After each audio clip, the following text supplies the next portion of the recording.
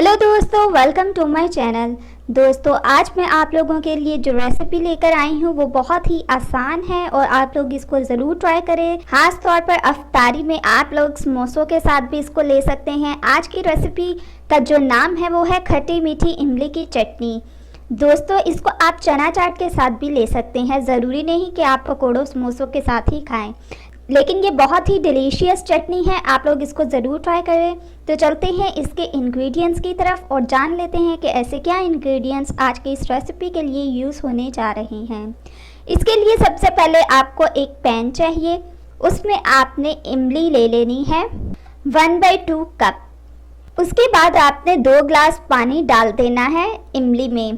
दोस्तों, फिर साथ ही आप लोगों ने रेड चिली कुटी हुई डाल लेनी है 1 टीस्पून और आपने इसको चूल्हे पे रख देना है। फिर आपने इसको चूल्हे पे पकाना है बहुत अच्छी तरह से। अब आप ऐड करेंगे 2 टीस्पून शुगर इसमें और बहुत अच्छी तरह से फिर इसको पकाएंगे तकरीबन 2 मिनट तक और अच्छी तरह से इन सारी चीज़ों को हिलाएंगे। फिर आप चूल्हे को बंद कर देंगे और फिर इस सारे मिक्सचर को आप लोगों ने छान लेना है किसी छाननी में। दोस्तों, अब इस मिक्सचर को आप ठंडा होने के लिए रख दें और फिर आप इसको सर्व करें पकोड़ों के साथ, चटनी के साथ और चना चाट के साथ भी आप इसको सर्व कर सकते हैं, यानी कि चना चाट पे भी आप इसको डाल सकते हैं।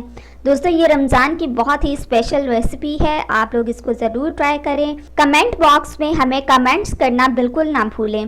सो दोस्तों, ये थी आज की मेरी रेसिपी और टिप्स। और मज़ीद वीडियोस के लिए हमारे चैनल को सब्सक्राइब करके जल्दी से आप लोग बेल आइकन के बटन को प्रेस कर दें ताकि मज़ीद वीडियोस हमारी आप तक जल्द से जल्द पहुंच सकें।